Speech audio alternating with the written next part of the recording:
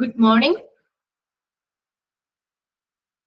Okay, നമ്മളപ്പോ കഴിഞ്ഞ ക്ലാസ്സിൽ എവിടെ വരെ ആയിരുന്നു പറഞ്ഞത്? Bed strength, number of pharmacist required അല്ലേ? ആ ടേബിൾ അല്ലേ കഴിഞ്ഞ ക്ലാസ് കംപ്ലീറ്റ് ചെയ്തത്? ആ ടേബിൾ നോട്ട് ചെയ്ത് വെക്കണം കേട്ടോ. ഓക്കെ, നെക്സ്റ്റ് നമ്മൾ നോക്കുന്ന ഫ്ലോ ചാർട്ട് ആണ് കേട്ടോ.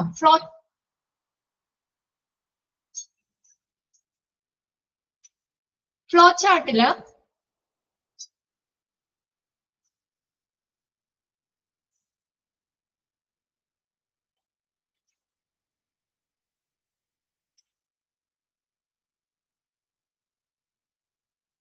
നിങ്ങൾക്ക് ഷെയർ ചെയ്തേക്കുന്നത് കാണുന്നുണ്ടോ? Yes, okay.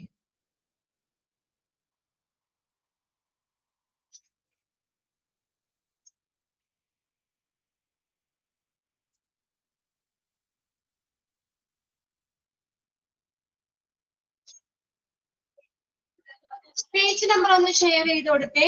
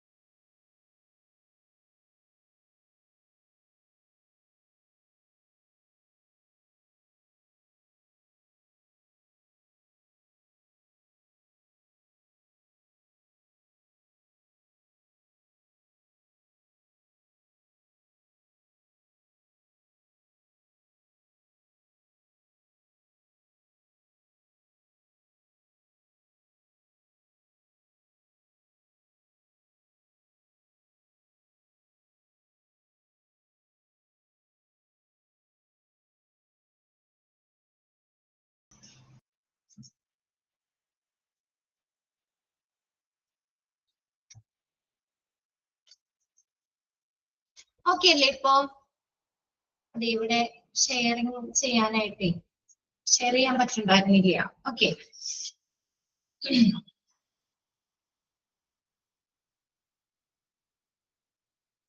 ഓക്കെ, അപ്പൊ നമ്മൾ പറഞ്ഞത് ഏതാണ് ഫ്ലോ ചാർട്ട് ആണ് കേട്ടോ. നെക്സ്റ്റ് നമ്മൾ നോക്കാൻ പോകുന്നത് flow chart for requirements of a hospital pharmacist.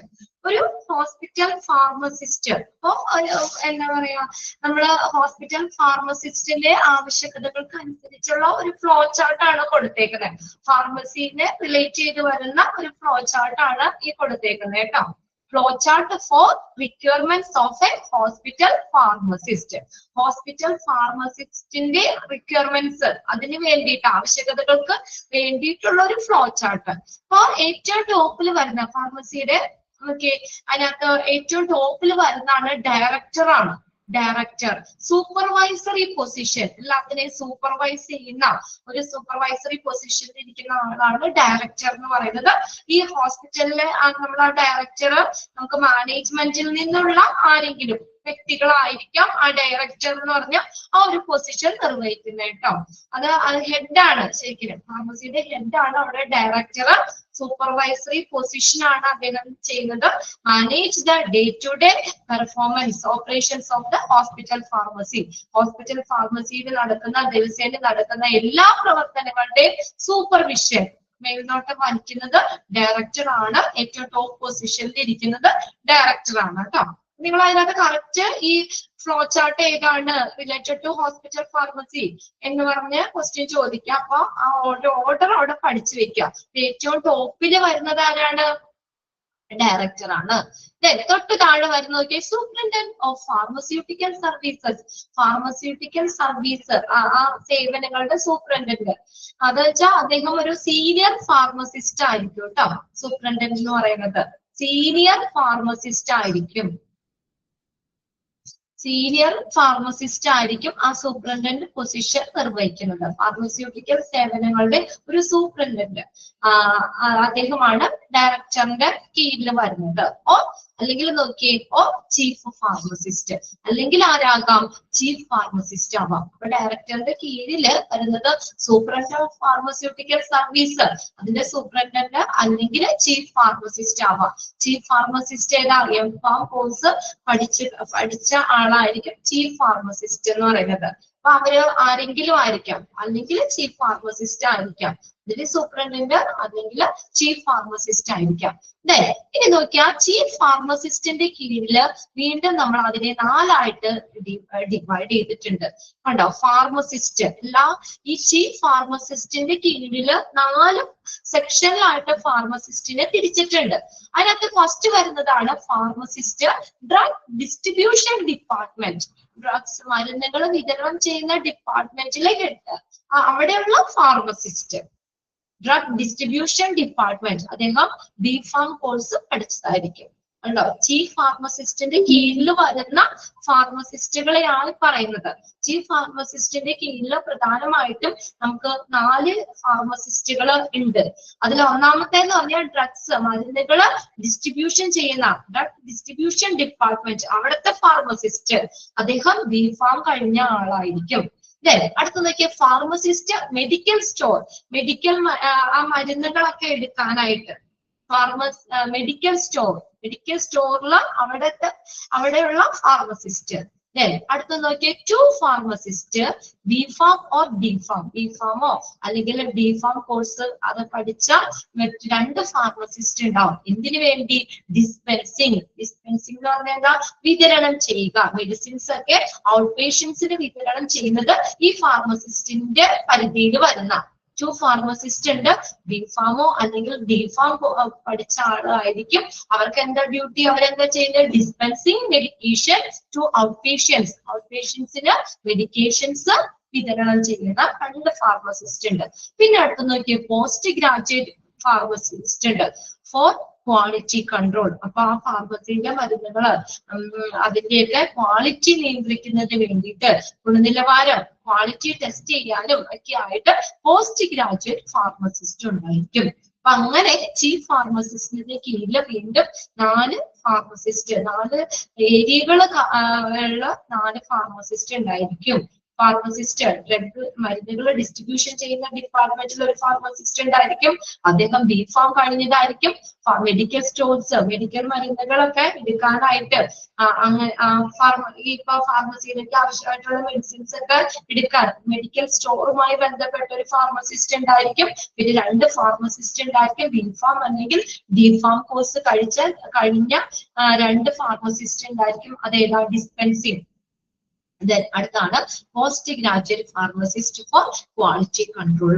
Post graduate pharmacist ഇതിനു വേണ്ടി ക്വാളിറ്റി കൺട്രോൾ ചെയ്യാൻ വേണ്ടിയിട്ട് പോസ്റ്റ് ഗ്രാജുവേറ്റ് ഫാർമസിസ്റ്റ് ഉണ്ടായിരിക്കും. ക്ലിയർ ആയോ? ഓക്കെ, ആ ടേബിള് നിങ്ങൾ അങ്ങനെ തന്നെ നോക്കിയാൽ മതി കേട്ടോ. അപ്പൊ അതിന്റെ ഓർഡർ ഇതുപോലെ തന്നെ ഫ്ലോ ചാർട്ടില് ഓർഗാനോഗ്രാം അത് കറക്റ്റ് ചെയ്താന്നുള്ളതോ ഒക്കെ ചോദിക്കാം. അപ്പൊ അതിന്റെ ആ ഓർഡർ ഒന്ന് പഠിച്ചു വെക്കുക. ഡയറക്ടറിന്റെ കീഴിൽ സൂപ്രണ്ട് ഓഫ് ഫാർമസ്യൂട്ടിക്കൽ സർവീസ് അല്ലെങ്കിൽ ചീഫ് ഫാർമസിസ്റ്റ്. ഈ ചീഫ് ഫാർമസിസ്റ്റിന്റെ കീഴില് വീണ്ടും 4 ഫാർമസിസ്റ്റുകൾ അവിടെ ഉണ്ട്. അത് ഓരോ സെക്ഷൻസും ഹാൻഡിൽ ചെയ്യാൻ വേണ്ടിയിട്ട് പ്രത്യേകം ഫാർമസിസ്റ്റുകൾ ഉണ്ട്. ഇനി നെക്സ്റ്റ് ആണ് drugs and therapeutic committee. Drugs and therapeutic committee മരുന്നുകളുമായിട്ട് അല്ലെ. അത് ആരാണ് ഡ്രഗ്സ് ആൻഡ് തെറാപ്യൂട്ടിക് കമ്മിറ്റി എന്ന് പറഞ്ഞാൽ ഒരു ഗ്രൂപ്പ് ഓഫ് പ്രൊഫഷണൽസ്, ഒരു കൂട്ടം പ്രൊഫഷണൽസ് ആണ് ഒരുമിച്ച് വർക്ക് ചെയ്യുന്ന ഒരു കമ്മിറ്റിയാണ് അത് കേട്ടോ. അത് എന്തിനു വേണ്ടിയിട്ടാണ്? To ensure the patient gets the best care for managing the use of drugs and medical devices. അപ്പൊ നല്ല രീതിയിൽ മരുന്നുകൾ കാര്യങ്ങളും ഇതൊക്കെ കൈകാര്യം ചെയ്യാൻ ആ ഫാർമസിയിലെ സംബന്ധിക്കുന്ന ഓരോ ഇതിപ്പോ എന്താ അതിന്റെ ഫങ്ഷൻസ് താഴെ പറയുന്നുണ്ട്. പിന്നെ മരുന്നുകളൊക്കെ ഇതാക്കാനും എക്സ്പയറി കഴിഞ്ഞ മരുന്നുകളൊക്കെ അത് കളയാനും പിന്നെ അതുപോലെ തന്നെ എല്ലാം നല്ലൊരു ക്വാളിറ്റി കെയർ കൊടുക്കാനായിട്ട് അവരാണ് ലിസ്റ്റ് ചെയ്യുന്നത്. ഏതൊക്കെ മരുന്നുകള് അല്ലെങ്കിൽ ഏതൊക്കെ വേണം, എത്ര സ്റ്റോക്ക് ചെയ്യണം, ഇതൊക്കെ ആ കമ്മിറ്റി ആലോചിച്ചിട്ടാണ്. ഒരു ഗ്രൂപ്പ് ഓഫ് പ്രൊഫഷണൽസ് വർക്ക് ചെയ്യുന്ന കൂടിച്ചേർന്ന് വർക്ക് ചെയ്യുന്ന ഒരു കമ്മിറ്റിയാണ് ഡ്രഗ് ആൻഡ് തെറാപ്യൂട്ടിക് കമ്മിറ്റി എന്ന് പറയുന്നത്. എന്താ ensuring patients get the best care for managing the use of drugs and medical devices. അതിന്റെ ആ ഒരു നല്ലൊരു കെയർ കിട്ടുന്നുണ്ട്. പേഷ്യൻസിന്റെ സേഫ്റ്റിക്ക് വേണ്ടിയിട്ട് നല്ല ഗുണനിലവാരം ഉറപ്പാക്കുന്നതിന് വേണ്ടിയിട്ട് ഒരു കൂട്ടം പ്രൊഫഷണൽസ് ചേർന്നിട്ടുള്ള ഒരു കമ്മിറ്റിയാണ് ഡ്രഗ് ആൻഡ് തെറാപ്യൂട്ടിക് കമ്മിറ്റി. ഇനി ഇതിനകത്ത് നമുക്ക് ചോദിക്കാം, ഡ്രഗ്സ് ആൻഡ് തെറാപ്യൂട്ടിക് കമ്മിറ്റിയിൽ ഇൻക്ലൂഡ് ചെയ്യുന്നവരാണെല്ലാം ആരൊക്കെ ഉൾപ്പെടുന്നതാണ് ഈ കമ്മിറ്റി? ആരൊക്കെ വരുന്നതെന്ന് നോക്കിയേ. മെഡിക്കൽ സൂപ്രണ്ടന്റ് ഉണ്ടായിരിക്കും. അദ്ദേഹം അറിയപ്പെടുന്നത് ചെയർമാനാണ്. ചെയർമാൻ. ഓൾ HODs എല്ലാ HODമാരും ഹെഡ് ഓഫ് ദ ഡിപ്പാർട്ട്മെന്റ്, എല്ലാ ഡിപ്പാർട്ട്മെന്റിന്റെ ഹെഡും അതിനകത്ത് ആ കമ്മിറ്റിയിൽ മെമ്പർ ആയിരിക്കും. അപ്പോൾ HOD എന്ന് പറയുന്ന ആരാ? മെമ്പറാണ് കേട്ടോ. ആ കമ്മിറ്റിയിലെ മെമ്പറാണ്. നഴ്സിംഗ് സൂപ്രണ്ടന്റ് അതും അവര് മെമ്പർമാരാണ് ഈ കമ്മിറ്റിയിലെ. ചീഫ് ഫാർമസിസ്റ്റ് മെമ്പർ സെക്രട്ടറി ആണ്. അപ്പൊ ഈ നമ്മുടെ ചോദിക്കാം അല്ലെങ്കിൽ ഡ്രഗ്സ് ആൻഡ് തെറാപ്യൂട്ടിക് കമ്മിറ്റിയുടെ മെമ്പർ സെക്രട്ടറി എന്ന ഒരു പൊസിഷൻ നിർവഹിക്കുന്നത് ആരാ? ചീഫ് ഫാർമസിസ്റ്റുകളാണ് ആ മെമ്പർ സെക്രട്ടറി എന്ന പൊസിഷൻ നിർവഹിക്കുന്നത്. ചെയർമാന്റെ സ്ഥാനം ആരായിരിക്കുന്നത്? മെഡിക്കൽ സൂപ്രണ്ടന്റ് ആണ് ചെയർമാൻ എന്ന ആ ഒരു പൊസിഷൻ നിർവഹിക്കുന്നത്. നിങ്ങൾ ഇത്രയും നോക്കി വെക്കുക. ഡ്രഗ്സ് ആൻഡ് തെറാപ്യൂട്ടിക് കമ്മിറ്റിയിൽ ഇൻക്ലൂഡ് ചെയ്യുന്നവരാരൊക്കെ, ആ കമ്മിറ്റിയിൽ ഉൾപ്പെടുന്നവരാരൊക്കെയാണ്? മെഡിക്കൽ സൂപ്രണ്ടന്റ് ഉണ്ടാവും, എല്ലാ ഡിപ്പാർട്ട്മെന്റിൽ നിന്നുള്ള HODമാരുണ്ടാവും, നഴ്സിംഗ് സൂപ്രണ്ടന്റ് ഉണ്ടാവും, ചീഫ് ഫാർമസിസ്റ്റ് ഉണ്ടാവും. ഇത്രയും പേരടങ്ങുന്ന ഒരു ഗ്രൂപ്പ് ഓഫ് പ്രൊഫഷണൽസ് കൂടി ചേർന്ന ഒരു കമ്മിറ്റിയാണ് ഡ്രഗ് ആൻഡ് തെറാപ്യൂട്ടിക് കമ്മിറ്റി എന്ന് പറയുന്നത്. ഇനി മെഡിക്കൽ സൂപ്രണ്ട് അദ്ദേഹം ഏത് പൊസിഷനാണ്? കമ്മിറ്റിയുടെ ഏത് പൊസിഷനാണ് നിർവഹിക്കുന്നത്? ചെയർമാൻ സ്ഥാനം നിർവഹിക്കുന്ന ആളാണ്. മെമ്പർമാരാണ് എല്ലാ HODമാരും ആ കമ്മിറ്റിയിലെ മെമ്പർമാര്, നഴ്സിംഗ് സൂപ്രണ്ടന്മാര് എല്ലാവരും കമ്മിറ്റിയിലെ മെമ്പർമാര്, ചീഫ് ഫാർമസിസ്റ്റ് എന്ന് പറയുന്നത് മെമ്പർ സെക്രട്ടറി ആണ് കേട്ടോ. അതും നോട്ട് ചെയ്ത് വെച്ചു.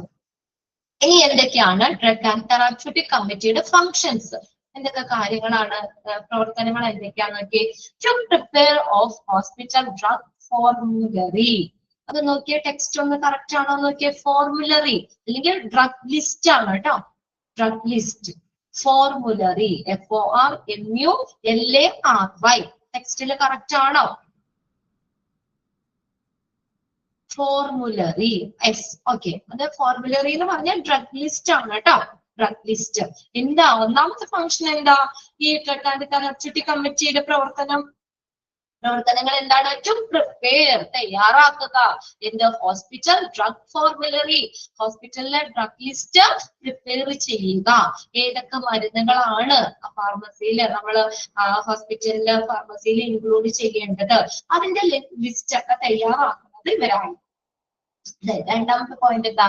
To select of manufacturer and supplier, mode of procurement. To select the manufacturer and supplier, then mode of procurement.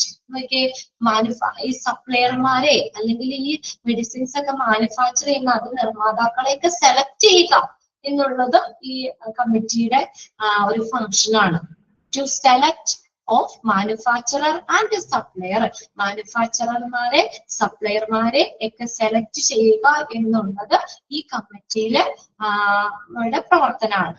Then mode of procurement, ആ സംഭരണ രീതികള് അതും സെലക്ട് ചെയ്യുക. ഏതൊക്കെ രീതിയിൽ മെഡിസിൻസ് സ്റ്റോർ ചെയ്യാൻ ആ ഒരു മോഡ്, ആ ഒരു നമ്മളത് എങ്ങനെയാണ് എന്താ പ്രൊക്യൂർമെന്റ് കാര്യങ്ങള് ഇതെല്ലാം ചെയ്യുന്നത്. ഇതിന്റെ എല്ലാ പ്രവർത്തനങ്ങളും ഡ്രഗ്സ് ആൻഡ് തെറാപ്യൂട്ടിക് കമ്മിറ്റിയുടെ പ്രവർത്തനങ്ങളിൽ വരുന്ന. അടുത്ത നോക്കിയാൽ to add of new drugs, deletion of an old drugs ഉണ്ടോ? പുതിയ മരുന്നുകളില്ലേ, അതൊക്കെ നമ്മുടെ ഫാർമസിയിലേക്ക് ആഡ് ചെയ്യുക. ഇന്നതാ ഡ്രഗ് ലിസ്റ്റിൽ അത് ഉൾപ്പെടുത്തണം.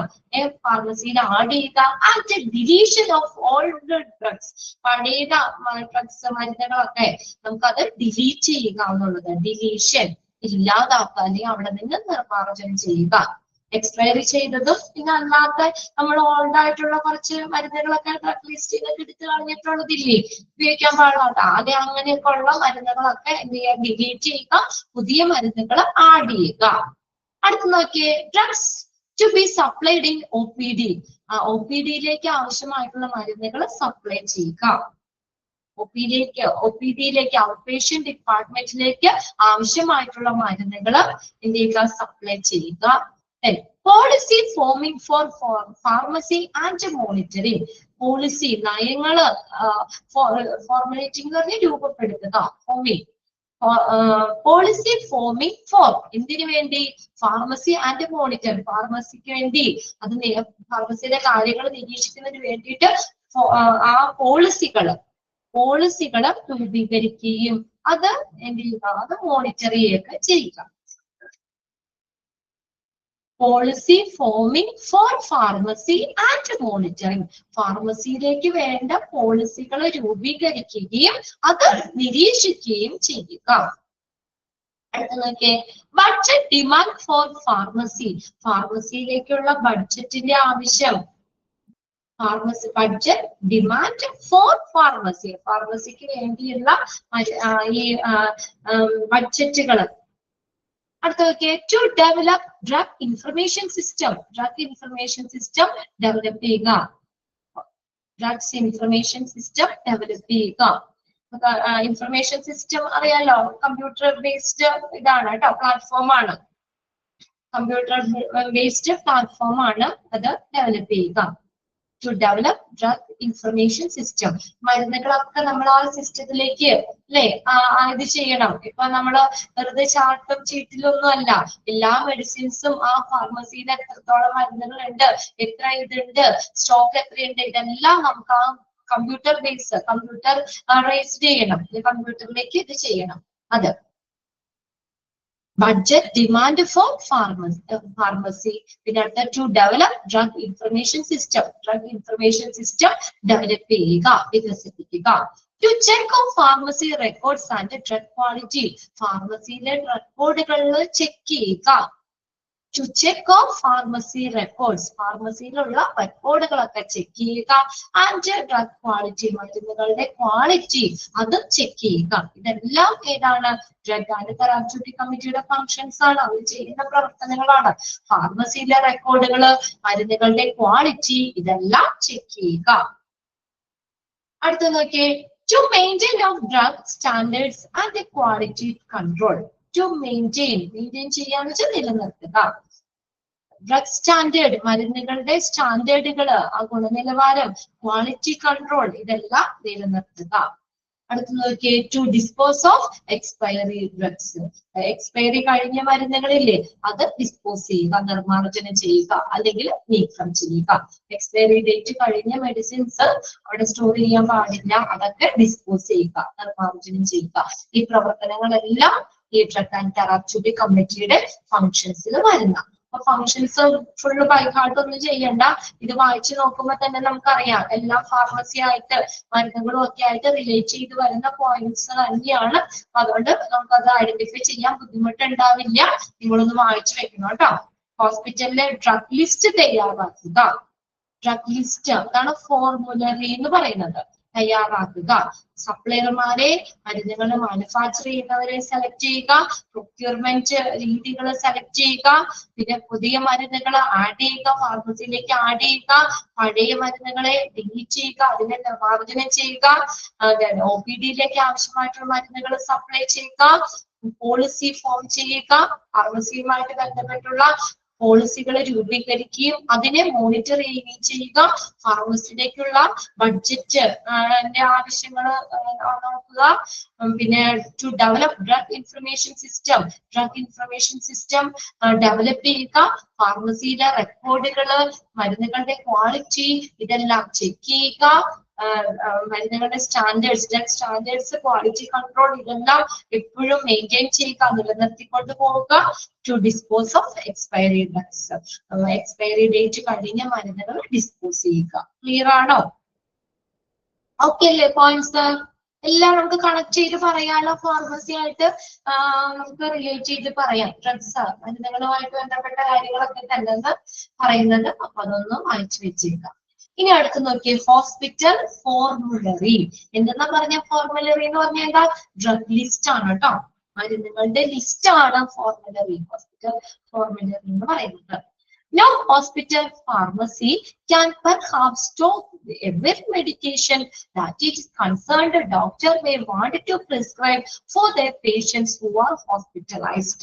അതായത് ഒരു പേഷ്യൻസ് ഹോസ്പിറ്റലൈസ്ഡ് ആകുമ്പോൾ ഈ ഡോക്ടർ പ്രിസ്ക്രൈബ് ചെയ്ത എല്ലാ മരുന്നുകളുടെയും സ്റ്റോക്ക് നമുക്ക് ഫാർമസിയിൽ ഉണ്ടാവും. എല്ലാ മരുന്നുകളും സ്റ്റോർ ചെയ്യാൻ, ഈ ലോകത്തുള്ള എല്ലാ മരുന്നുകളും സ്റ്റോർ ചെയ്യാൻ പറ്റുമോ? ഇല്ല അല്ലേ?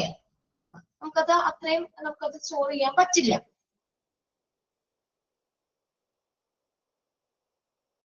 ഇല്ല, അതാ പറഞ്ഞേക്കുന്നത് കേട്ടോ. No hospital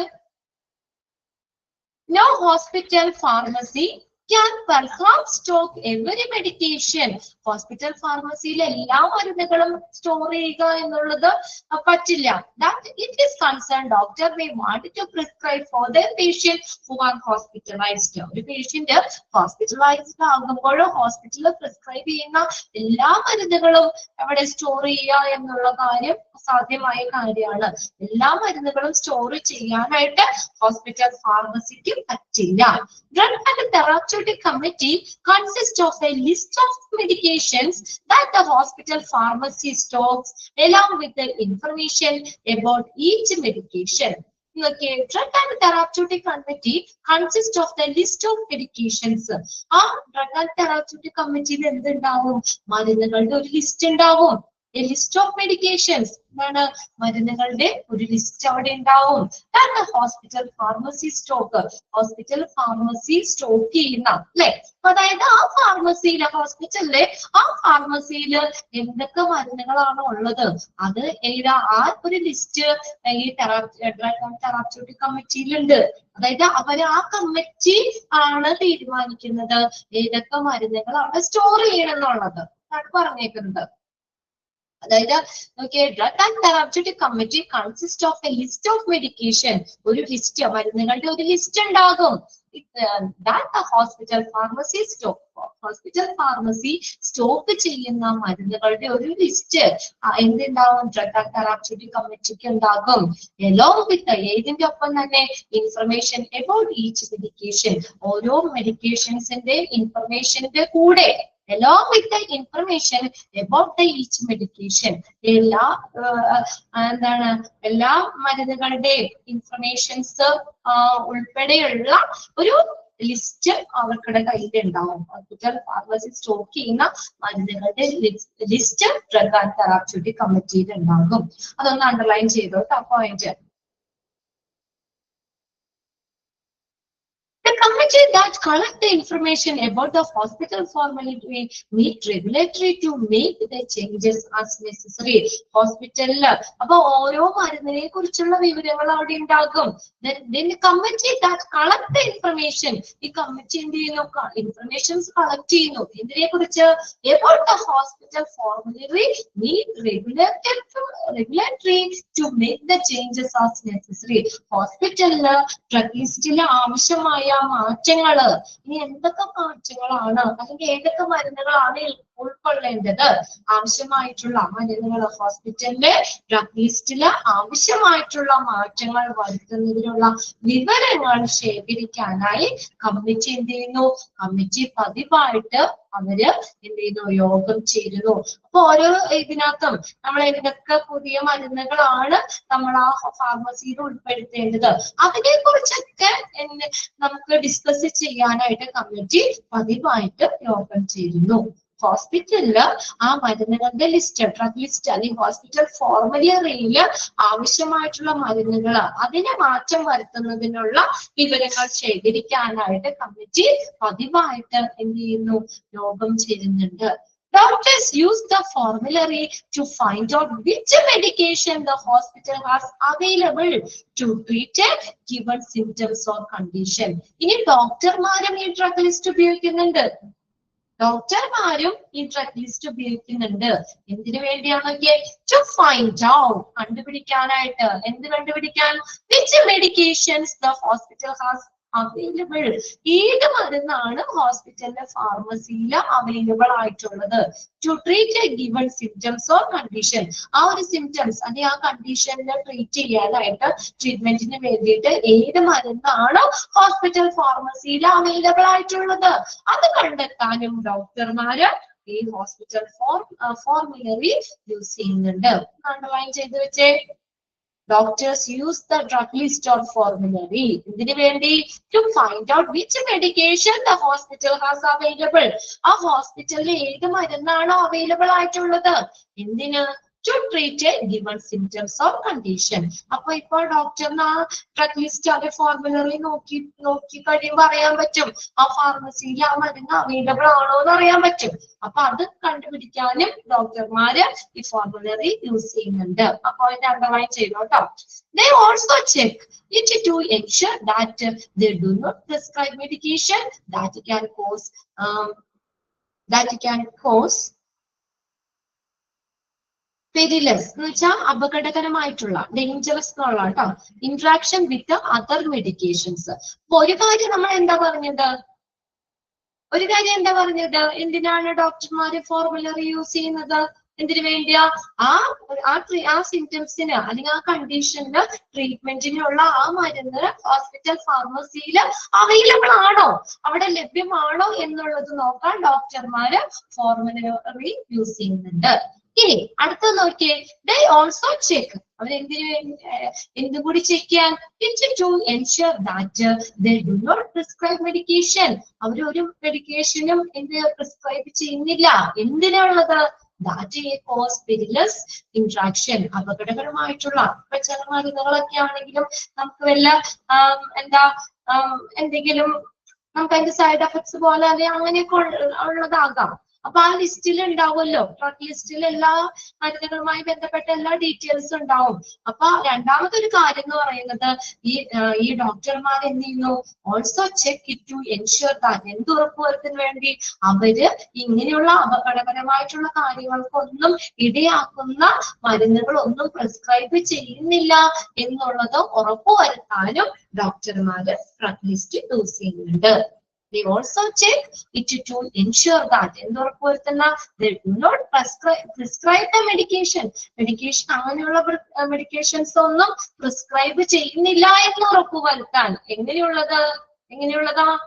മറ്റുള്ള മരുന്നുകളുമായിട്ടൊക്കെ എന്തെങ്കിലും അപകടകരമായ സാഹചര്യങ്ങൾക്കോ ഒക്കെ വഴിതെളിക്കുന്ന രീതിയിലുള്ള അങ്ങനെയുള്ള മരുന്നുകൾ പ്രിസ്ക്രൈബ് ചെയ്തില്ല എന്ന് ഉറപ്പുവരുത്താനും ഡോക്ടർമാര് ഈ ഡ്രഗ് ലിസ്റ്റ് യൂസ് ചെയ്യും. രണ്ട് കാര്യം അവിടെ പറഞ്ഞേക്കുന്നേ. ക്ലിയർ ആയി ആ പോയിന്റ്?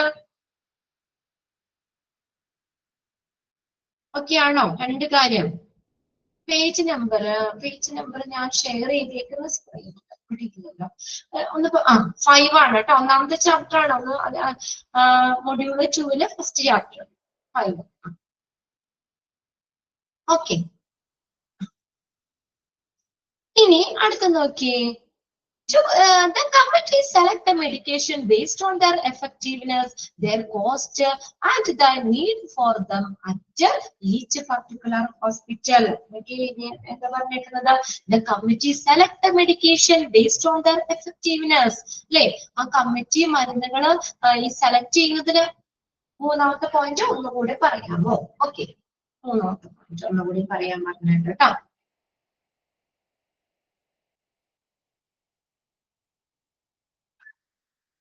ഓക്കെ, മൂന്നാമത്തെ പോയിന്റില് നമ്മൾ ഡോക്ടർമാര് ഈ ഫോർമുലറി അല്ലെങ്കിൽ ഡ്രഗ് ലിസ്റ്റ് ഉപയോഗിക്കുന്നുണ്ട്. അത് മനസ്സിലായോ? ഡോക്ടർമാര് ഈ ഹോസ്പിറ്റലിലെ ഫോർമുലറി അല്ലെങ്കിൽ ഡ്രഗ് ലിസ്റ്റ് ഉപയോഗിക്കുന്നുണ്ട്. അവര് രണ്ട് ആവശ്യങ്ങൾക്ക് വേണ്ടിയാണ് ഉപയോഗിക്കുന്നത്. ഒന്നാമത് അവർ എന്തിനാണ് ആ ഡ്രഗ് ലിസ്റ്റ് പരിശോധിക്കുന്നത്? എന്തിനു വേണ്ടിയിട്ടാണ്? ആ ഒരു പ്രത്യേക സിംറ്റംസ് അല്ലെങ്കിൽ കണ്ടീഷൻ, അതിന്റെ ട്രീറ്റ്മെന്റ്. ഇപ്പൊ ഞാൻ ചെന്നു, ഇപ്പൊ എനിക്ക് ട്രീറ്റ്മെന്റ് തന്നു, അപ്പൊ എനിക്ക് അവൈലബിൾ ആയിട്ടുള്ള ആ മെഡിക്കേഷൻ ഹോസ്പിറ്റലിൽ ആ ഫാർമസിയിൽ ഉണ്ടോ എന്ന് കണ്ടുപിടിക്കാൻ. അതാണ് ഒന്നാമത്തത്. To find out which medication, ഏത് മെഡിക്കേഷൻ ആണോ അത് ഹോസ്പിറ്റലിൽ അവൈലബിൾ ആയിട്ടുള്ളത്, ആ പർട്ടിക്കുലർ സിംറ്റംസിന് അല്ലെങ്കിൽ ആ ഒരു അവസ്ഥയ്ക്ക് അതിന്റെ ട്രീറ്റ്മെന്റിന് ഏത് മെഡിക്കേഷൻ, ഏത് മരുന്നാണോ ആ ഹോസ്പിറ്റൽ ഫാർമസിയിൽ അവൈലബിൾ ആയിട്ടുള്ളത് എന്നുള്ളത് ഡോക്ടറിന് അറിയാൻ പറ്റും. ഇപ്പൊ നമ്മള് പനിയുടെ കാര്യം പറഞ്ഞു, നമ്മൾ ഒന്നില്ലെങ്കിൽ പാരസെറ്റമോളിന്റെ സിറപ്പ് അല്ലെങ്കിൽ ഡോളോയൊക്കെയാണ് കഴിക്കുന്നത് അല്ലേ? അപ്പൊ ഞാൻ ചുമ്മാ ഒരു എക്സാമ്പിൾ പറയുന്ന കേട്ടോ. ഇപ്പൊ ഞാനാണ് പ്രിസ്ക്രൈബ് ചെയ്ത് കൊടുക്കണമെങ്കിൽ അപ്പൊ എനിക്ക് വേണമെങ്കിൽ ആ ഡ്രഗ് ലിസ്റ്റ് ഒന്ന് പെട്ടെന്ന് നോക്കാം. അപ്പൊ അതിനകത്ത് ഇപ്പൊ ഫാർമസിയിൽ ഏതാണ്, ഡോളോയാണോ അല്ലെങ്കിൽ പാരസെറ്റമോൾ ആണോ അവൈലബിൾ നോക്കാം. എന്നിട്ട് പാരസെറ്റമോൾ ആണ് ഫാർമസിയിൽ ഇപ്പൊ അവൈലബിൾ ആയിട്ടുള്ളെങ്കിൽ എനിക്ക് ആ പനിക്ക് ഡോക്ടറിന് എന്ത് പ്രിസ്ക്രൈബ് ചെയ്താൽ മതി? പാരസെറ്റമോൾ എഴുതിയാൽ മതി. മനസ്സിലായോ? അല്ലെങ്കിൽ മറ്റേ ഡോക്ടർ ആ ഡ്രഗ് ലിസ്റ്റ് നോക്കാതെ പനിയുടെ തന്നെ വേറെ ഇതാണ് എഴുതണമെങ്കിൽ അത് അവിടെ ഫാർമസിയിൽ ഇല്ലെങ്കിൽ ഇതല്ലേ? അതാണ് ആ ഉദ്ദേശിച്ചേക്കുന്നത് അവിടെ ആ പോയിന്റില്. ഇപ്പൊ ക്ലിയർ ആയോ? ചോദിച്ചാക്ക്. യെസ്. ഇനി രണ്ടാമത് അവൻ എന്തിനാ ഉപയോഗിക്കുന്നത്? അപ്പൊ ഒന്നാമത്തെ കാര്യം അതാണ്, അതായത് പ്രിസ്ക്രൈബ് ചെയ്യുന്ന മരുന്ന് ആ ഹോസ്പിറ്റലിലെ ആ ഡ്രഗ് ലിസ്റ്റിൽ ഉണ്ടോ, ആ ഫാർമസിയിൽ ഉണ്ടോന്ന് അവൈലബിൾ ആണോന്ന് ഡോക്ടറിനൊന്ന് ജസ്റ്റ് ഒന്ന് റെഫർ ചെയ്യാൻ വേണ്ടിയിട്ട് ചെക്ക് ലിസ്റ്റ് ഉപയോഗിക്കുന്നുണ്ട്. ഈ ഫോർമുലറി ഡ്രഗ് ലിസ്റ്റ് ഉപയോഗിക്കുന്നുണ്ട്. രണ്ടാമത്തെ കാര്യം, they also check it to ensure that they do not prescribe the പെരിലസ് എന്ന് പറഞ്ഞു കഴിഞ്ഞാല് ഡേഞ്ചറസ്, അപകടകരമായ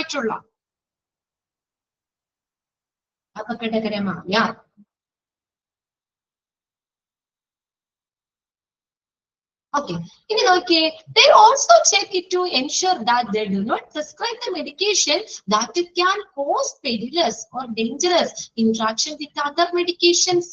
മറ്റുള്ള ഒരു മരുന്നുകളും ഒക്കെ ആയിട്ട് ചിലപ്പോ എന്തെങ്കിലും അപകടകരമായിട്ടുള്ള അവസ്ഥയോ അല്ലെങ്കിൽ എന്തെങ്കിലും സൈഡ് എഫക്ട്സ് പോലുള്ള അല്ലെങ്കിൽ അങ്ങനെ എന്തെങ്കിലും അപ്പൊ ഡ്രഗ് ലിസ്റ്റിൽ ഉണ്ടാവും, ഫോർമുലറിയിൽ ഉണ്ടാവും ഓരോ മരുന്നുകളും, അതിന്റെ ഡീറ്റെയിൽസ് സംഭവങ്ങളൊക്കെ ഉണ്ടാവും. അപ്പൊ അങ്ങനെയുള്ള മരുന്നുകളൊന്നും ഡോക്ടർ അവിടെ പ്രിസ്ക്രൈബ് ചെയ്യുന്നില്ല എന്ന് ഉറപ്പുവരുത്താനായിട്ട്. എന്താണ്, മറ്റു മരുന്നുകളുമായിട്ടൊക്കെ എന്തെങ്കിലും അപകടകരമായ ഇടപെടലുകൾക്ക് കാരണമാകുന്ന മരുന്നുകളൊന്നും ഡോക്ടർ പ്രിസ്ക്രൈബ് ചെയ്യുന്നില്ല എന്ന് ഉറപ്പുവരുത്താനും എന്ത് ചെയ്യുന്നു, ഈ ഡോക്ടർമാര് ഈ ഡ്രഗ് ലിസ്റ്റ് ഉപയോഗിക്കുന്നുണ്ട്. They ensure They also check it. അത് ചെക്ക് ചെയ്യാനായിട്ട് എന്ത് ചെക്ക് ചെയ്യാൻ? To ensure that they do not prescribe the medications. ആ മെഡിക്കേഷൻസ് ഒന്നും പ്രിസ്ക്രൈബ് ചെയ്യുന്നില്ല എന്ന് ഉറപ്പാക്കാൻ. ഏത് മെഡിക്കേഷൻ? മറ്റു മരുന്നുകൾക്കും ഒക്കെ ആയിട്ട് അത് പ്രവർത്തിക്കുമ്പോൾ എന്തെങ്കിലും അപകടകരമായിട്ടുള്ള സംഭവങ്ങൾക്കോ എന്തെങ്കിലും വലിയ ഒരു സൈഡ് എഫക്ട്സിനോ ഒക്കെ കാരണമാകുന്ന മരുന്നുകളൊന്നും പ്രിസ്ക്രൈബ് ചെയ്യുന്നില്ല എന്ന് ഡോക്ടറിന് ഉറപ്പ് വരുത്താനും ഡോക്ടർ ഈ ഫോർമുലറി ഉപയോഗിക്കുന്നു. ഓക്കെ, ക്ലിയർ അല്ലേ? ജസ്റ്റ് ഒന്ന് മനസ്സിലാക്കി വെക്കാം കേട്ടോ, എങ്ങനെയൊക്കെയാണ് ഡോക്ടർമാര് ഡ്രഗ് ലിസ്റ്റ് ഉപയോഗിക്കുന്നത് എന്നുള്ളത്.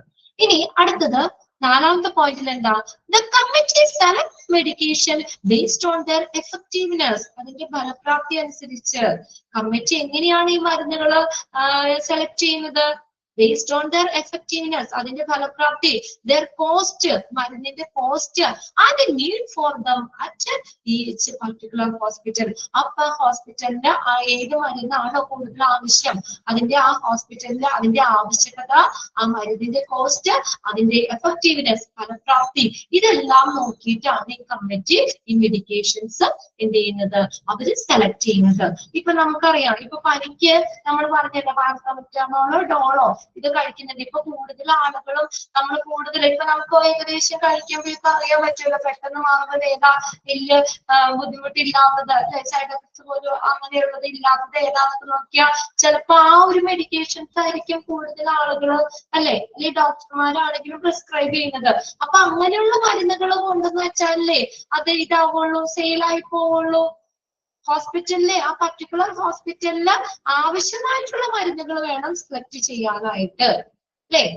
ഇപ്പൊ നമ്മളൊരു ഒരു ഷോപ്പിൽ പോയി കഴിഞ്ഞാലും നമ്മൾ കൂടുതൽ ആളുകൾ മേടിക്കുന്ന സാധനങ്ങൾ അവിടെ വെച്ചാലല്ലേ അത് ഇതുള്ളൂ, ചെലവാവുള്ളൂ അല്ലെ. ചില മരുന്നുകളൊക്കെ ആണെങ്കിലും കൂടുതൽ ആളുകൾ ഉപയോഗിക്കുന്നതാണ്. അപ്പൊ അങ്ങനെയുള്ളത് നോക്കിയിട്ട് വേണം നമ്മൾ ആ ഫാർമസിയിൽ മരുന്നുകൾ വെക്കാനായിട്ട്. അതാണ് അതിന്റെ ഫലപ്രാപ്തി.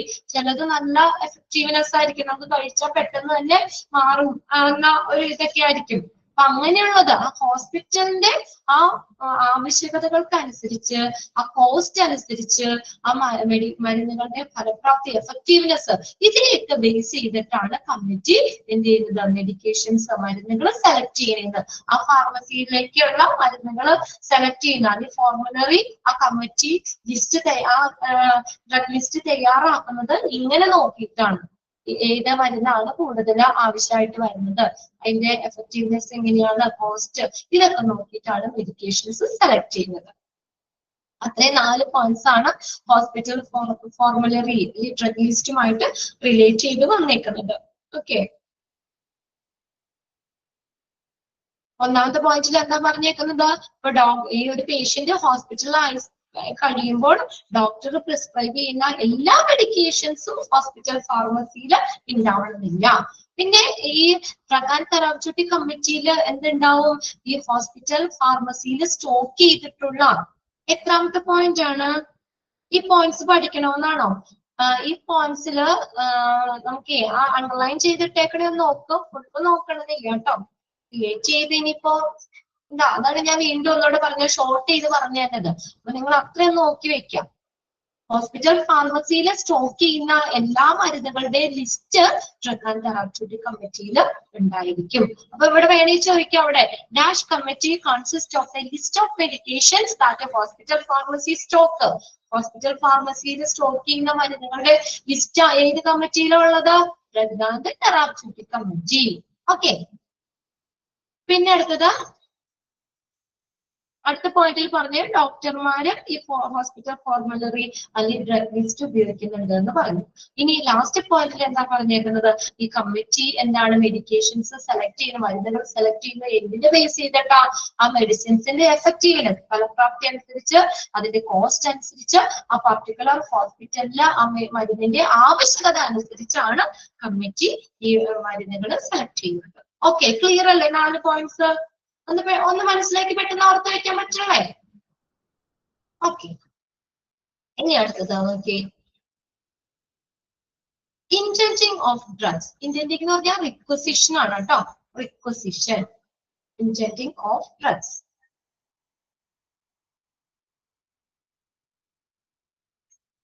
അപ്പൊ ഈ ഹോസ്പിറ്റൽ ഫാർമസിയില് എല്ലാ മരുന്നുകളും മാനുഫാക്ചർ ചെയ്യുന്നില്ല. എല്ലാ മരുന്നുകളും അവിടെ മാനുഫാക്ചർ ചെയ്യുന്നില്ല. അപ്പൊ ചിലപ്പോ കുറച്ച് മരുന്നുകൾ നമുക്ക് വേണമെങ്കിൽ പുറത്തുനിന്ന് എടുക്കേണ്ടി വരും അല്ലെ. കുറച്ച് മരുന്നുകൾ വേണമെങ്കിൽ സപ്ലയർമാരിൽ നിന്ന് നമുക്ക് വേണമെങ്കിൽ ആ ഫാർമസിയിലേക്ക് കൊണ്ടുവരേണ്ടതായിട്ട് വരും. അതിൽ നിന്ന് മേടിക്കേണ്ടതായിട്ട് വരും.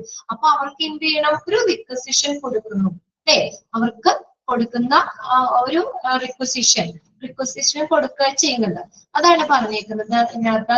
ഇന്റൻഡിങ് ഓഫ് ഡ്രഗ്സ് എന്ന് പറയുന്നത് റിക്വസിഷൻ ആണ് കേട്ടോ. മരുന്നുകളുടെ റിക്വസിഷൻ. അതായത് എല്ലാ മരുന്നുകളും നമുക്ക് ഹോസ്പിറ്റൽ ഫാർമസിയിൽ മാനുഫാക്ചർ ചെയ്യാൻ പറ്റില്ല. എല്ലാ മരുന്നുകളും മാനുഫാക്ചർ ചെയ്യുന്നില്ല.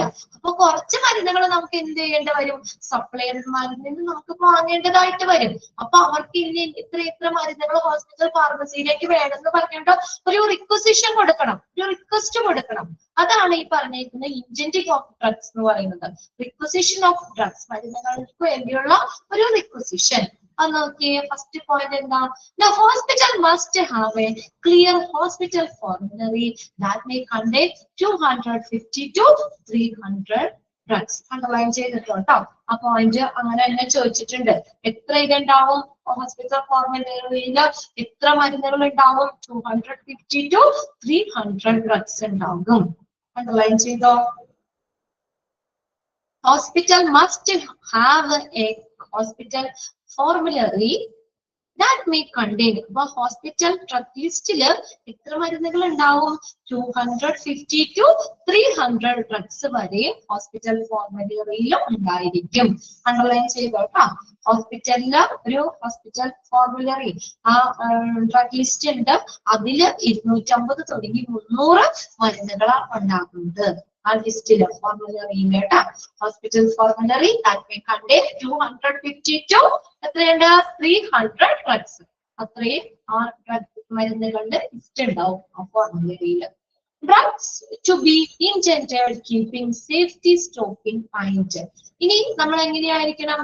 നമ്മുടെ സുരക്ഷാ സ്റ്റോക്ക് മനസ്സിൽ വെച്ചുകൊണ്ട് വേണം ആ മെഡിസിൻസ് നമ്മൾ അതിന് റിക്വസിഷൻ കൊടുക്കേണ്ടത്. Intended, drug to be intended. എങ്ങനെ വേണം? Keeping safety stock in mind. നമ്മുടെ മനസ്സിൽ സേഫ്റ്റി സ്റ്റോക്ക് വേണം. പ്രത്യേകിച്ച് എമർജൻസി മെഡിസിൻസ് ഒക്കെ ആണെങ്കിൽ ഫുള്ള് തീർന്നിട്ട് നമുക്ക് ഓർഡർ കൊടുക്കാൻ പറ്റുമോ? റിക്വസിഷന് കൊടുക്കാൻ പറ്റുമോ സപ്ലയറിന്? അത് തീർന്നേക്കായി മുന്നേ നമ്മൾ കൊടുക്കണം. അപ്പൊ നമ്മുടെ ആ സ്റ്റോക്ക് എപ്പോഴും നമ്മുടെ മനസ്സിൽ വേണം എന്നാ പറഞ്ഞേക്കുന്നത്. നമ്മളൊരു റിക്വസിഷൻ കൊടുക്കുമ്പോൾ അതെന്ന് പറഞ്ഞാൽ ഏത് സമയത്തും എമർജൻസി ഡ്രഗ്സ് ഒക്കെ ഏത് സമയത്തും അവൈലബിൾ ആയിരിക്കണം. ആ സ്റ്റോക്ക് അവിടെ ഉണ്ടായിരിക്കണം. അപ്പൊ ഓവർ സ്റ്റോക്കിങ്ങിന്റെ ആവശ്യമില്ല. അതാണ് നമ്മൾ ആ സേഫ്റ്റി സ്റ്റോക്ക് മനസ്സിൽ കണ്ടുകൊണ്ട് വേണം നമ്മൾ ആ റിക്വസിഷൻ കൊടുക്കാം. അതനുസരിച്ചായിരിക്കണം മെഡിസിൻസിന് റിക്വസിഷൻ കൊടുക്കേണ്ടത്. Economic order quantity should be followed to thwart over stocking or theft. ഒന്ന് അണ്ടർലൈൻ ചെയ്ത് വെച്ചാൽ പോയിട്ട്.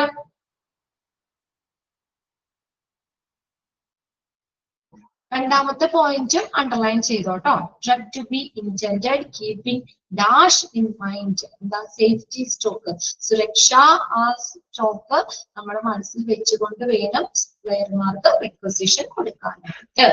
ഇനി മൂന്നാമത്തെ പോയിന്റിലാണ് എക്കണോമിക് ഓർഡർ ക്വാണ്ടിറ്റി. അടുത്തതിനകത്ത് വരുന്നുണ്ടോ? അടുത്ത പേജില് നമുക്ക് പഠിക്കാനുണ്ട് കേട്ടോ എക്കണോമിക് ഓർഡർ ക്വാണ്ടിറ്റി എന്നുള്ളത്.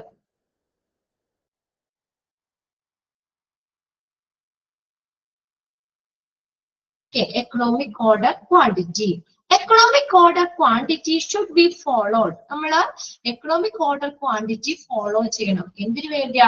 ടു ത്രാട്ട് എന്ന് പറഞ്ഞാൽ ടു പ്രിവെന്റ് എന്നുള്ള മീനിങ് ആട്ടോ. ടു പ്രിവെന്റ്, തടയുക. To thwart, prevent.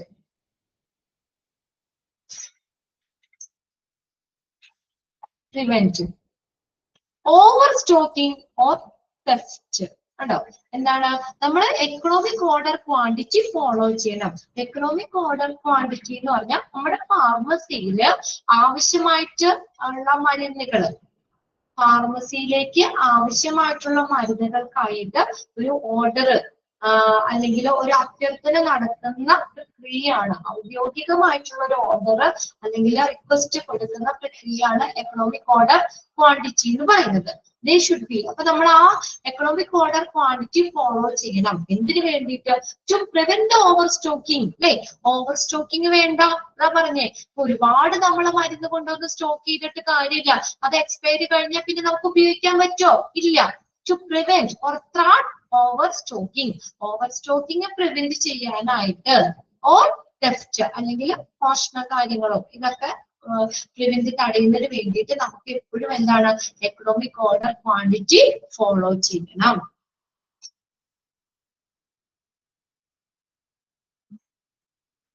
ഓക്കെ, അടുത്ത നോക്കിയേ. Order to be issued as soon as critical level is reached. Order എപ്പോഴാണ് ഇഷ്യൂ ചെയ്യേണ്ടത്? നമ്മൾ ആ ക്രിട്ടിക്കൽ ലെവല് എത്തുന്നതിന് മുന്നേ തന്നെ, അല്ലെ, അതായത് സ്റ്റോക്ക് നമ്മൾ തീരുന്നതിന് മുന്നേ തന്നെ ഓർഡർ ചെയ്യുന്നത്. ഇപ്പൊ ഫാർമസിയിൽ ഏതെങ്കിലും ഒരു മരുന്നുകള് നമ്മൾ ആ ഓർഡർ കൊടുക്കുന്നത് എങ്ങനെ വേണം? ആ സ്റ്റോക്ക് കംപ്ലീറ്റ് ഒറ്റണം ഇല്ലാത്തവണ്ണം തീർന്നിട്ടല്ല നമ്മൾ ഓർഡർ കൊടുക്കുന്നത്. എന്താണ്, നമ്മൾ ആ ഓർഡർ തീരുന്നതിന് മുന്നേ തന്നെ ആ സ്റ്റോക്ക്, നമ്മുടെ ആ സ്റ്റോക്ക് അവിടെ ഉണ്ടായിരിക്കണം. അതായത് ഫുള്ള് തീരാൻ നിൽക്കരുത്. അപ്പൊ അതിന് ആ ക്രിട്ടിക്കൽ ലെവല് എത്തുന്നതിന് മുന്നേ തന്നെ എന്ത് ചെയ്യണം? ഓർഡർ കൊടുക്കണം. ഞാൻ പറഞ്ഞേക്കണം കേട്ടോ. Order to be issued as soon as critical level is reached. സ്റ്റോക്ക് തീരുന്നതിന് മുന്നേ തന്നെ നെക്സ്റ്റ് ഓർഡർ കൊടുക്കണം. മൊത്തം തീർന്നിട്ട് കൊടുക്കാൻ പാടില്ല. അതാണ് പറഞ്ഞിരിക്കുന്നത്. എപ്പോഴും ഫാർമസിയിൽ മെഡിസിൻസ് അവൈലബിൾ ആയിരിക്കണം. അപ്പൊ ഫുള്ളായിട്ട് തീരാൻ നിൽക്കരുത്. സ്റ്റോക്ക് തീരുന്നതിന് മുന്നേ തന്നെ ഓർഡർ കൊടുക്കണം. In the case of drugs imported ample lead time to be given. നമുക്ക് in the case of drugs imported, നമുക്ക് ഈ മരുന്നുകൾ ഇമ്പോർട്ട് ചെയ്യുമ്പോൾ, ഇങ്ങോട്ട് ഇറക്കുമതി ചെയ്യുമ്പോൾ ആംബിൾ എന്ന് പറഞ്ഞാൽ മതിയായ, ample lead time to be given. മതിയായ ലീഡ് ടൈം എന്ത് ചെയ്യണം? നൽകണം. ലീഡ് ടൈം എന്ന് പറഞ്ഞാൽ time between the ordering the product and receiving it. Order ചെയ്യുന്നത് മുതൽ നമുക്ക് ആ പ്രൊഡക്റ്റ് റിസീവ് ചെയ്യാൻ എടുക്കുന്ന ടൈം, അതാണ് ഏത് ലീഡ് ടൈം എന്ന് പറയുന്നത്. അപ്പോൾ നമ്മൾ മരുന്നുകൾ ഇമ്പോർട്ട് ചെയ്യുമ്പോൾ അതിന് മതിയായ ലീഡ് ടൈം നൽകണം. മതിയായ സമയം, അതായത് നമ്മൾ ഓർഡർ കൊടുത്ത് അത് നമുക്ക് നമ്മുടെ കൈകളിലേക്ക് എത്തുന്നത് വരെയും എടുക്കുന്ന ടൈമാണ് ലീഡ് ടൈം എന്ന് പറയുന്നത്. അതിന് മതിയായ ലീഡ് ടൈം നൽകണം. പിന്നെ റിസിപ്റ്റ് ഓഫ് ഡ്രഗ്സ്, എന്നിട്ട് എന്ത് ചെയ്യണം? അത് റിസീവ് ചെയ്യണം. ഡ്രഗ്സ് മരുന്നുകളുടെ receipt. Then all drugs received must be checked. ഇനി എല്ലാ മരുന്നുകളും നമ്മൾ റിസീവ് ചെയ്യുമ്പോൾ എന്ത് ചെയ്യണം? ചെക്ക് ചെയ്യണം. കറക്റ്റ് ക്വാണ്ടിറ്റിയിലുണ്ടോ, നല്ല ക്വാളിറ്റി ആണോ, ഇതെല്ലാം നമ്മൾ ചെക്ക് ചെയ്യണം. All the drugs received must be checked. എല്ലാ റിസീവ് ചെയ്യുന്ന മരുന്നുകളും എന്ത് ചെയ്യണം? ചെക്ക് ചെയ്യണം. Weight, batch number, quantity, date of expiry, ഈ കാര്യങ്ങളൊക്കെ നമ്മൾ നോക്കണം. നമ്മൾ അതിന്റെ വെയിറ്റ് നോക്കണം, വെയിറ്റ്, ബാച്ച് നമ്പർ, അതുപോലെ അതിന്റെ ക്വാണ്ടിറ്റി, അളവ് നോക്കണം. Date of expiry, expiry date നോക്കണം. അതൊക്കെ നമ്മൾ എന്ത് ചെയ്യണം? ചെക്ക് ചെയ്യണം. അടുത്ത നോക്കിയേ. Random sample of each batch sample has to be sent to lab for quality testing. Random sample of each batch sample. Random sample എന്ന് പറഞ്ഞാൽ എനിക്കിപ്പോ നമ്മളൊരു 20 മരുന്നുകൾ ഉണ്ടെങ്കിൽ അതിന് റാൻഡം ആയിട്ട്, അല്ല ഫുള്ള് നമുക്ക് അതിന്റെ ഇത് നോക്കാൻ പറ്റില്ല, അല്ലെ? അപ്പൊ അതിൽ നിന്ന് എന്താണ് ഒരേ സാമ്പിളാണ് നമ്മൾ നോക്കുന്നത്. Random sample of each batch sample has to be sent to the lab. എന്നിട്ട് അതിൽ നിന്ന് ഓരോന്നിന് സാമ്പിൾ എടുത്തിട്ട് എന്ത് ചെയ്യണം? ലാബിലേക്ക് അയക്കണം. For the quality testing. Quality testing ചെയ്യാനായിട്ട് എന്ത് ചെയ്യണം? ലാബിലേക്ക് അയക്കണം. ആ റിസീവ് ചെയ്ത മരുന്നുകളില്ലേ, അതിന്റെ ഒരു സാമ്പിള്. ഇപ്പൊ നമ്മൾ 20 ഉണ്ട്, ഇതിനകത്ത് 20 അയക്കേണ്ട ആവശ്യമില്ല. ഓരോ ബാച്ച് സാമ്പിളിൽ നിന്നും നമ്മൾ എന്ത് ചെയ്യണം? അതിൽ നിന്ന് ഓരോന്നോ റാൻഡം സാമ്പിള് ഓരോന്ന് എടുത്തിട്ട് അത് ലാബിലേക്ക് ഫോർ ക്വാളിറ്റി ടെസ്റ്റ് ചെയ്യാനായിട്ട് ലാബിലേക്ക് അയക്കണം.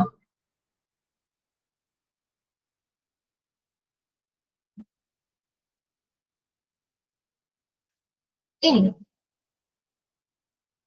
in the case of any doubt of substandard or drug should be used only after lab test.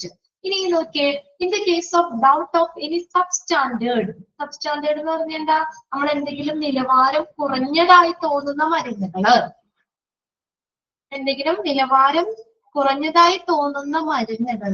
അല്ലെങ്കിൽ drug to be used only after. അപ്പൊ നമുക്ക് അല്ലെങ്കിൽ അത് നമ്മൾ എങ്ങനെ ഉപയോഗിക്കാം, അങ്ങനെ എന്തെങ്കിലും ഡൗട്ടോ കാര്യങ്ങളോ ഒക്കെ ഉണ്ടെങ്കിൽ നമ്മൾ ഇതിന് ശേഷം ലാബ് ടെസ്റ്റ് നടത്തിയതിനു ശേഷം മാത്രമേ ഉപയോഗിക്കാൻ പാടുള്ളൂ എന്ന് പറഞ്ഞേക്കുന്നത്. In the case of any doubt of substandard, എന്തെങ്കിലും നിലവാരം കുറഞ്ഞ ആ മരുന്നുകളുടെ സ്റ്റാൻഡേർഡ് കുറവാണ്, നിലവാരം കുറഞ്ഞതായിട്ട് സംശയം ഉണ്ടെങ്കിൽ അത് എപ്പോഴും മാത്രമേ ലാബ് ടെസ്റ്റ് നടത്തി അതിന്റെ ക്വാളിറ്റി ഉറപ്പുവരുത്തിയതിനു ശേഷം മാത്രമേ ഉപയോഗിക്കാൻ പാടുള്ളൂ.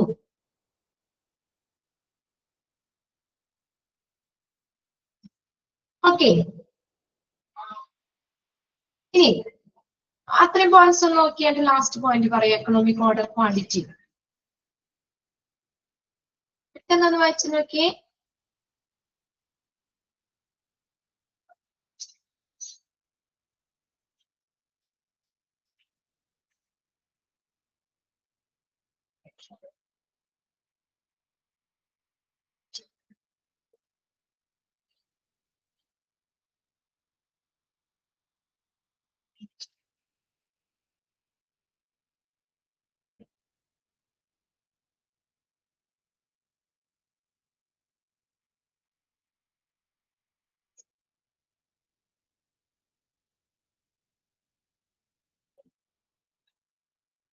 ഓക്കെ, നോക്കിയേ, ഫസ്റ്റ് പോയിന്റ് എന്താ പറഞ്ഞേക്കണേ, ഹോസ്പിറ്റൽ ഫോർമുലറിയിൽ ആ ഡ്രഗ് ലിസ്റ്റില് എത്രയും മരുന്നുകൾ വേണം, 200 to 300 ഡ്രഗ്സ്, അത്രയും മരുന്നുകൾ ആ ഹോസ്പിറ്റൽ ഫോർമുലറിയിൽ ഉണ്ടായിരിക്കണം.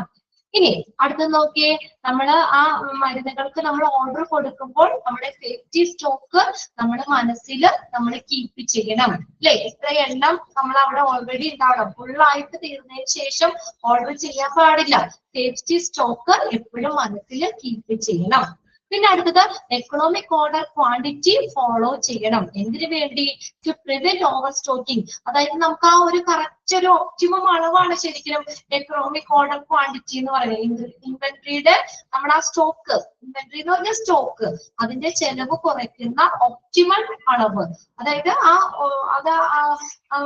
നമ്മുടെ ഒപ്റ്റിമം ക്വാണ്ടിറ്റി ആണ് ശരിക്കും എക്കണോമിക് ഓർഡർ ക്വാണ്ടിറ്റി എന്ന് പറയുന്നത്. അപ്പൊ അത് നമ്മുടെ ആ കറക്റ്റ് അളവ് എപ്പോഴും അവിടെ ഉണ്ടായിരിക്കണം. എന്തിനു വേണ്ടി? ഓവർ സ്റ്റോക്കിംഗ് തടയാൻ. അല്ലെങ്കിൽ പിന്നെയും സ്റ്റോക്ക് ചെയ്തിട്ട് കാര്യമില്ലല്ലോ. ഓവർ സ്റ്റോക്കിംഗ് തടയാൻ, അല്ലെങ്കിൽ ടെസ്റ്റ് മോഷണങ്ങൾ ഇതിനെയൊക്കെ പ്രിവെന്റ് ചെയ്യാനായിട്ട് എക്കണോമിക് ഓർഡർ ക്വാണ്ടിറ്റി അവിടെ ഫോളോ ചെയ്യണം. പിന്നെ നമ്മൾ ആ ക്രിട്ടിക്കൽ ലെവല് എത്തുന്നതിന് മുന്നേ തന്നെ എന്ത് ചെയ്യണം? ഓർഡർ കൊടുക്കണം. ക്രിട്ടിക്കൽ ലെവലില് എത്തുന്നതിന് മുന്നേ തന്നെ ഓർഡർ കൊടുക്കണം. ഇനി നമ്മൾ മരുന്നുകൾ ഇമ്പോർട്ട് ചെയ്യുമ്പോൾ, ഇറക്കുമതി ചെയ്യുമ്പോൾ നമ്മൾ അതിന് മതിയായ ലീഡ് ടൈം നൽകണം.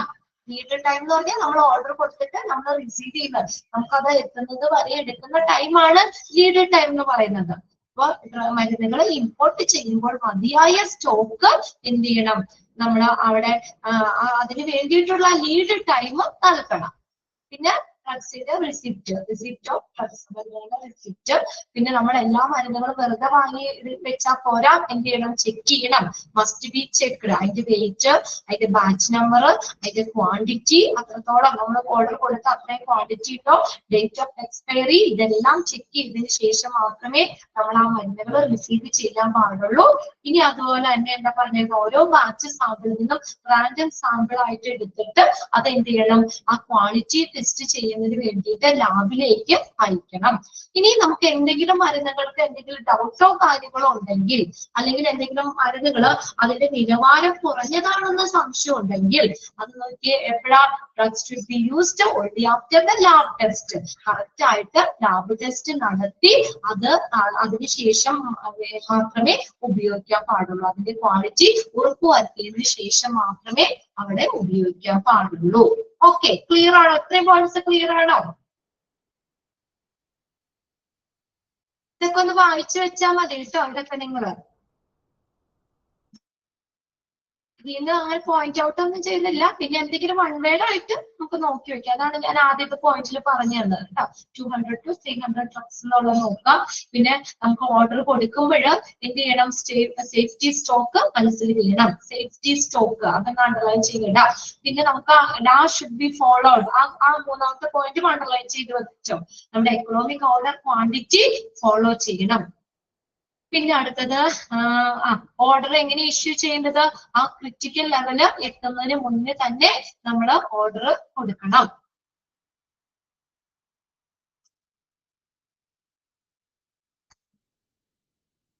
പിന്നെ അടുത്തത് വേണമെങ്കിൽ random sample of each batch sample has to be send to the dash. എങ്ങോട്ടേക്ക് അയക്കണം? ലാബിലേക്ക് അയക്കണം. For the quality testing. Quality test ചെയ്യാനായിട്ട് ലാബിലേക്ക് അയക്കണം.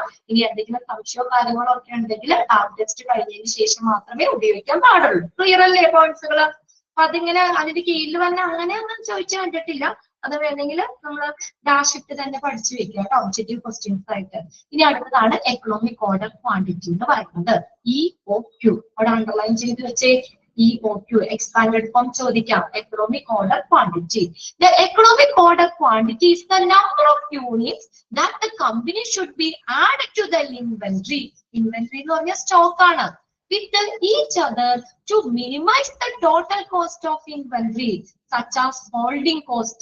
നമ്മളത് ആ മരുന്നുകളൊക്കെ ഹോൾഡ് ചെയ്യുമ്പോൾ എടുക്കുന്ന കോസ്റ്റ്, ഓർഡർ കോസ്റ്റ്, ഓർഡർ കൊടുക്കുമ്പോഴുള്ള കോസ്റ്റ്, ഷോർട്ടേജ് കോസ്റ്റ്, ഷോർട്ടേജ് ഉള്ള കോസ്റ്റ്. അത് നോക്കി എന്തൊക്കെയാണ്? Holding cost, order cost and shortage cost. അത് മൂന്നെണ്ണം. എന്നിങ്ങനെയുള്ള ഓരോ ഓർഡറിനൊപ്പം നമ്മുടെ മൊത്തം ആ ഇൻവെന്ററി, ആ സ്റ്റോക്കിന്റെ മൊത്തം ചിലവുകൾ കുറയ്ക്കുന്നതിന് വേണ്ടിയിട്ട് ഇൻവെന്ററിയിൽ ചേർക്കേണ്ട യൂണിറ്റുകളുടെ എണ്ണമാണ് എക്കണോമിക് ഓർഡർ ക്വാണ്ടിറ്റി എന്ന് പറയുന്നത്. അവിടെ ഡാഷ് ഇട്ട് വെച്ചോട്ടോ. Dash is the number of unit that the company. അങ്ങനെ ആ സെന്റൻസ് തന്നെ തരാം. എന്താ നമ്മൾ മനസ്സിലാക്കിയത്? അറിയുന്ന holding cost, order cost, shortage cost എന്നിങ്ങനെയുള്ള ഓരോ ഓർഡറിനൊപ്പവും നമ്മുടെ ഇൻവെന്ററിയുടെ മൊത്തം ചിലവുകൾ, ആ സ്റ്റോക്കിന്റെ മൊത്തം ചിലവുകൾ കുറയ്ക്കുന്നതിനായിട്ട് ഇൻവെന്ററിയിൽ ചേർക്കേണ്ട യൂണിറ്റുകളുടെ എണ്ണമാണ് എക്കണോമിക് ഓർഡർ ക്വാണ്ടിറ്റി. അതായത് ഇൻവെന്ററിയുടെ ആകെ ചിലവ് കുറയ്ക്കുന്ന ഒപ്റ്റിമം അളവിനെയാണ് എക്കണോമിക് ഓർഡർ ക്വാണ്ടിറ്റി എന്ന് പറയുന്നത്. അതൊന്നും വേണമെങ്കിൽ നോട്ട് ചെയ്തോട്ടോ. ആ നമ്മുടെ സ്റ്റോക്ക്, അതിന്റെ ആ ചെലവ് കുറയ്ക്കുന്നതിനുള്ള, ആ ഇൻവെന്ററിയുടെ ആകെ ചിലവ് കുറയ്ക്കുന്ന ഒപ്റ്റിമം അളവിനെയാണ്, ഇൻവെന്ററിയുടെ ആകെ ചിലവ് കുറയ്ക്കുന്ന ഒപ്റ്റിമം അളവിനെയാണ് എക്കണോമിക് ഓർഡർ ക്വാണ്ടിറ്റി എന്ന് പറയുന്നത്. Optimum quantity which minimise the total cost of the inventory. അതാണ് EOQ എന്ന് പറയുന്നത്. അപ്പൊ അതിൽ ആ ലാസ്റ്റ് പോയിന്റില് രണ്ടെണ്ണവും നിങ്ങൾ അണ്ടർലൈൻ ചെയ്ത് വെക്കണം. അതായത് EOQ അതിന്റെ എക്സ്പാൻഡഡ് ഫോമിൽ ചോദിക്കാം, ലാസ്റ്റ് ഡാഷ് ഇട്ടും ചോദിക്കാം. ഓക്കെ, അത് രണ്ടും നോട്ട് ചെയ്തോ. ഇൻവെന്ററിയുടെ ആകെ ചിലവ് കുറയ്ക്കുന്ന ഒപ്റ്റിമം അളവിനെയാണ് എക്കണോമിക് ഓർഡർ ക്വാണ്ടിറ്റി എന്ന് പറയുന്നത്. ആ രണ്ട് പോയിന്റ് ലാസ്റ്റ് പോയിന്റിൽ നമ്മൾ അത് രണ്ടും നോട്ട് ചെയ്ത് വെക്കണം കേട്ടോ. Economic order quantity optimum quantity ആണ്. എപ്പോഴും നമ്മൾ ഫാർമസിയിൽ ഒരു ഒപ്റ്റിമം ക്വാണ്ടിറ്റി മെഡിസിൻസ് അത് നമ്മൾ വേണം. ഓക്കെ, ബാക്കി നമുക്ക് അടുത്ത ക്ലാസ്സിൽ നോക്കാം കേട്ടോ. നെക്സ്റ്റ് മാം ജോയിൻ ചെയ്യും. ഇത്രയും ഒന്ന് വായിച്ചു വെച്ചേക്കാം. ഇത് ഫുൾ ആ പോയിന്റ് അങ്ങനെ ബൈഹാർട്ട് ചെയ്യേണ്ട. അതിനകത്ത് ഡാഷ് ഇട്ട് തന്നെ നമ്മൾ കൺവേർഡ് ആയിട്ട് ചോദിക്കുന്ന രീതിയിൽ ഇങ്ങനെ പഠിച്ചു വെച്ചാൽ മതി.